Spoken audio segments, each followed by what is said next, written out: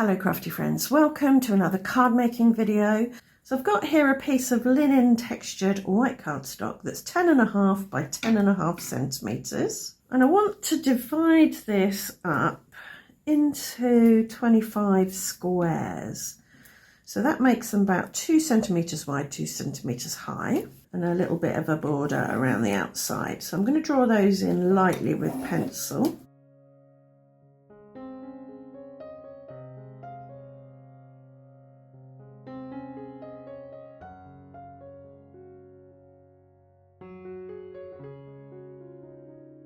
Now I'm going to colour in my squares with watercolour. So I've got my Mungyo watercolours here.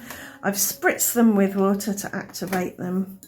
And I'm just going to start sort of at the top of the rainbow, so red, and then work my way down. And I'm not going to fill in the squares completely. Well, there's water on there. I managed to spray that. That's not very helpful, is it? Right, let me dry this bit of paper and we'll start again. Right, hopefully that's dry now, so it should give me a nice crisp line. And the idea is to draw a imperfect round cornered square within the square that I've drawn, but not going right up to the edge, because I want there to be a little gap between each of my squares. So that's red. Ooh, she dropped a paintbrush. Let's get some orange. I do have a whole playlist of videos in which I make cards using watercolour, so do check that out if you want a bit more of the nitty-gritty detail. So next will be, let's go for this lighter orange or a yellower orange. As I said, I'm using linen textured white card. This seems to have a bit of a coating on it, which makes it okay for watercolouring on. Some cardstocks will fall apart as you try to watercolour on them. So just try your different cardstocks. You could use a watercolour paper or a mixed media paper. Bristol smooth cardstock can handle some water as well. So have an experiment with whatever cardstock you've got. The trick is not to put too much water down. Right, so now we're going to a sort of lighter lemony yellow. I like to draw the outside of the shape, and while everything's still wet, fill it in. If the outside of the shape dries before you fill it in, then you'll end up with a hard line. Right, so now down to the green. I apologise for the droning in the background. I think someone's mowing their lawn. I think we should have a national lawn mowing day each week where everybody mows their lawn on the same day, so we get all the noise out of the way in one day. If you feel like you've put too much paint down, tilt your paper so that the paint runs to one edge. Dry your paintbrush a little bit and then just run it along that edge, and it will suck up excess paint. Then you should get a nice flat wash. That one's gone a bit far over to the right and has touched the line, but that's okay. It's meant to be wibbly wobbly and whimsical. Right, so I think we can go back to the beginning and work our way down the colours again. So if you wanted to create a grid of whimsical blobs like this and you don't enjoy watercolouring, you could do it in coloured pencils, pens. You could stamp it if you've got the right shaped stamp. You could even cut down some craft foam into the size and shape you want and stamp that. I've got a video about making your own stamps from foam and I'll link that.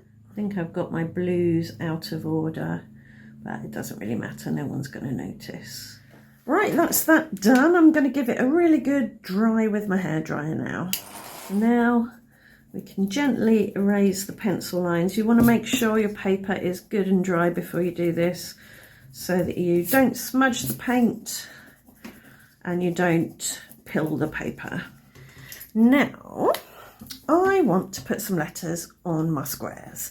So I think I'm going to use these. These are about the right size. And it's going to be a thank you card, so it's going to be thank along the top. You. Then it's going to be so, and then O there. So it's going to read, thank you so very much. So I'm going to cut these, I think, out of gold cardstock. Got some nice shiny scraps here, so we'll use this. Preferably a bit that hasn't got gluey fingerprints all over it. Just to make this less fiddly, I'm going to put all the letters on this bit of washi tape. Right, that's all of those cut. I'm going to put some high-tack white glue on my little coaster here. Spread it out to a nice thin layer, because I think the easiest way to do this is going to be just to dip each letter in to the glue and place it on its letter. I'm not looking for straight lines here. We've got wobbly edge squares. So it's okay if the letters are kind of wonky or bouncy or higgledy-piggledy. I don't want too much glue on the back of my letters. I don't want it splurging out. I could use matte gel medium as a glue, which dries matte, but it's not very tacky, so things tend to be knockable until the glue is dried properly, whereas this high-tack glue, it's quite tacky, as the name suggests, so things stay where you put them even before the glue is dried. So you could obviously make any kind of card this way. It doesn't have to be a thank you card. It doesn't have to be a 5x5 grid of squares. You could decide on your sentiment and then do the appropriate number of squares. You don't have to die cut your letters.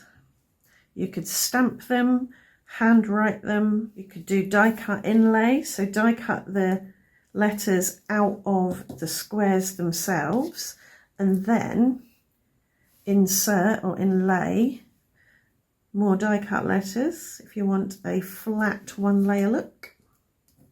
The world's your oyster, really. If you get glue on foil die cuts, you can carefully take a damp baby wipe over the end of your finger and just wipe over the surface, but you do want to be careful not to touch the paint below like I just did there, because a damp baby wipe will lift off watercolour. I've got a little heart punch here, a little mini heart punch. I've got 1, 2, 3, 4, 5, 6, 7 empty squares. I'm just going to experiment and see how it looks if I put a little white heart in the middle of each square. I like that. I'm wondering if maybe we don't need them in every square. Yeah, maybe just have a couple of empty squares. I like that, yeah. So I'm just going to dip the hearts in and pop them on. Yep, liking that. I want to mount my square here on a gold frame. So I've cut this at 11.5 by 11.5 centimetres, so it's a whole centimetre bigger. But I don't want to waste this lovely gold cardstock by putting it behind something, so I'm just cutting the middle out. Now I can stick this on this frame that I've created using my tape runner. This has got wider tape in it than I normally use, so I'm not quite used to how wide it is and where to position it.